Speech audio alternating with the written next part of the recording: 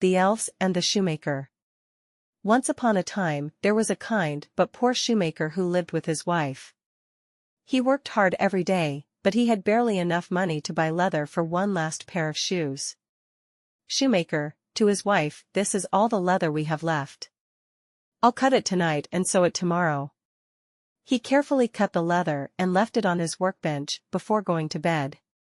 That night, while the shoemaker and his wife were fast asleep, two tiny elves appeared.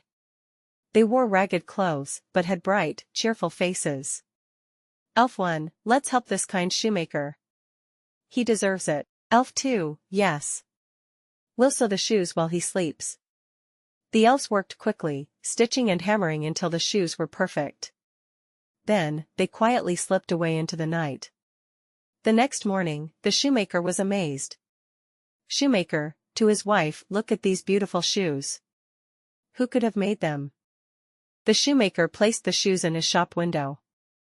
A customer soon arrived and paid a good price for them. With the money, the shoemaker bought more leather. Each night, the shoemaker left the leather on his workbench. And each night, the elves returned to make perfect shoes.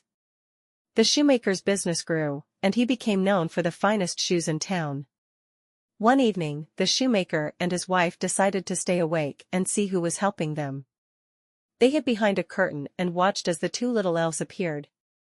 Wife, oh, their clothes are so worn, we should make something for them to thank them. The next night, instead of leather, the shoemaker and his wife left tiny outfits and shoes for the elves. When the elves arrived, they were overjoyed. Elf 1, look at these fine clothes. Now we look just like gentlemen. Elf 2, we've helped the shoemaker enough. Let's move on and help someone else. The elves danced with joy before disappearing into the night.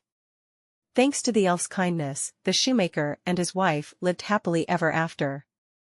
And they always remembered the magical helpers who changed their lives forever.